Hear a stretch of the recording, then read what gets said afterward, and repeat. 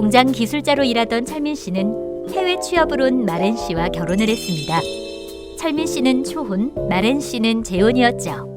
결혼 후 5년, 마렌 씨는 철민 씨와 상의해 필리핀에 두고 온 10살 아들 미카엘을 한국에 데려오며 민법상 다문화 입양 절차를 밟게 됩니다.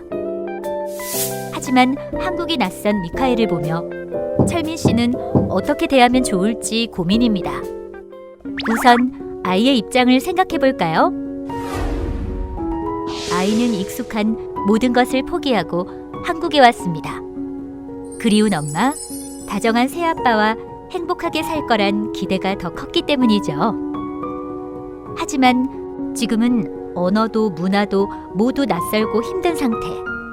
아이에겐 적응의 시간이 필요하고 이 시간을 기다려줄 든든한 아빠가 필요합니다. 아빠는 어떤 마음으로 아이를 대해야 할까요?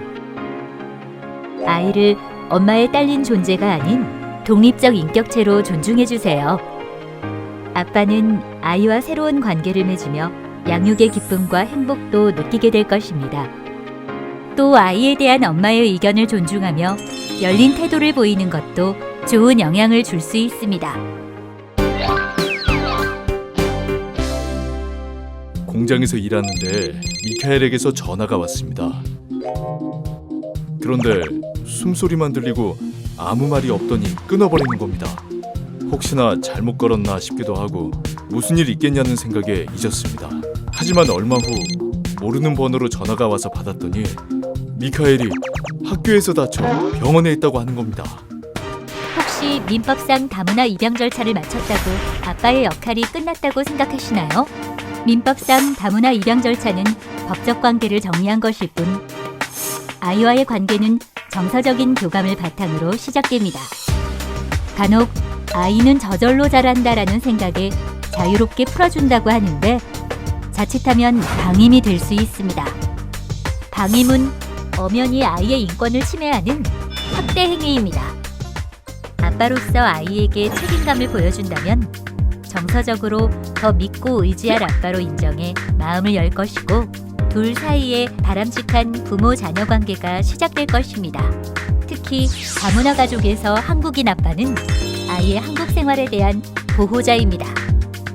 사소하게 휴대폰을 개통하는 것부터 가족의 입원과 치료에 이르기까지 아빠는 아이의 모든 한국 생활을 책임져야 합니다. 그렇다면 한국인 아빠는 어떻게 행동하는 게 좋을까요? 아이가 도움을 청하면 적극 나섭니다. 하지만 도움을 청하기 전 미리 행동하는 것이 좋죠. 그러려면 평소 아이를 관찰하고 살펴야 합니다. 그런데 이를 역순으로 하면 더 좋습니다. 평소 아이의 관심을 갖고 살피다가 어려움을 겪으면 미리 행동해 보호하는 것. 그것이 한국인 보호자로서의 아빠의 역할입니다. 미카엘 얘기를 들어보니 마음은 급한데 한국말이 생각나지 않았다고 합니다. 그래서 미카엘과도 우리만의 약속을 정했습니다. 위험하면 무조건 119를 외치기로요. 사소한 것인데도 미카엘은 크게 안심한 듯 보였습니다.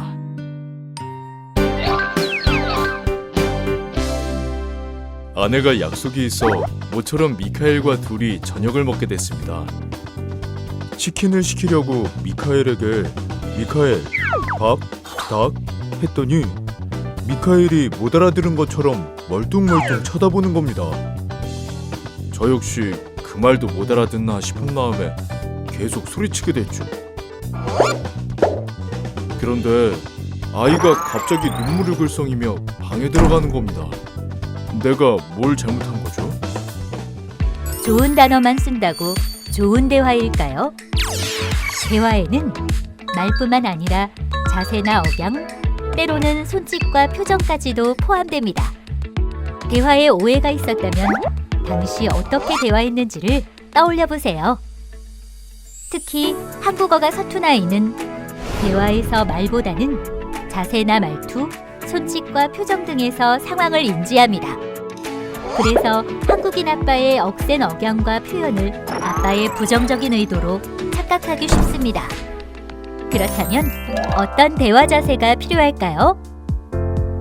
아이가 한국어에 익숙해지기 전까지는 말 이외의 요소에 주의하며 대화하세요. 특히 부드럽고 따뜻한 미소와 제스처가 중요합니다. 무표정이나 초점 없는 표정은 무섭게 비춰질 수 있습니다.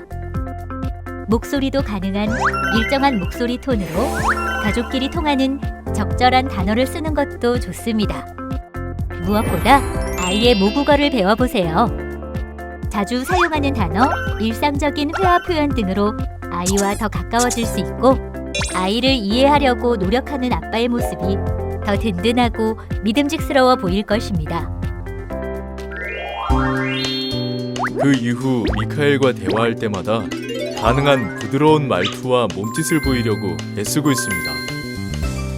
오해 없이 치킨을 시켜 먹을 수 있는 사이가 됐습니다.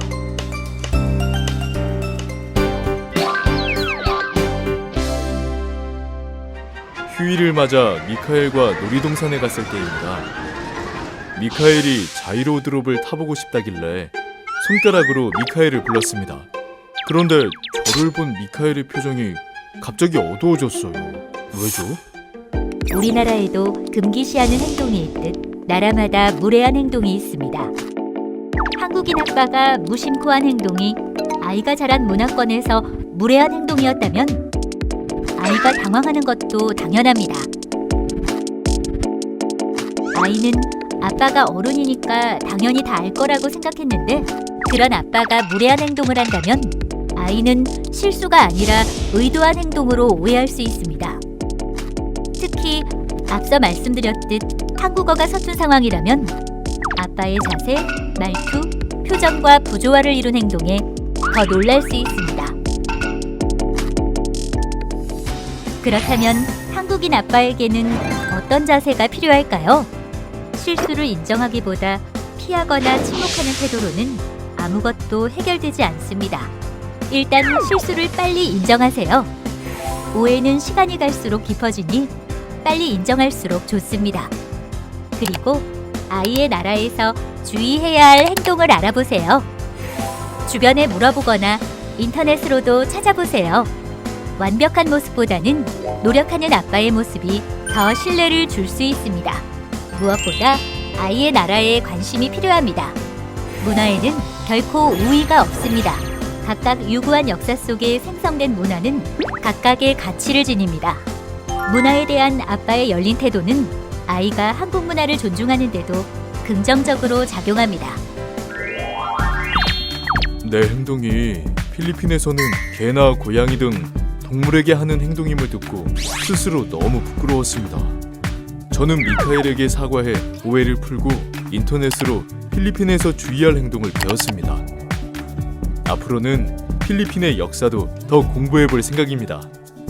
내가 노력하는 만큼 미카엘도 행복해질 테니까요. 아이가 밝고 건강하게 자랄 수 있도록 아빠로서 든든한 울타리가 되어줄 거예요.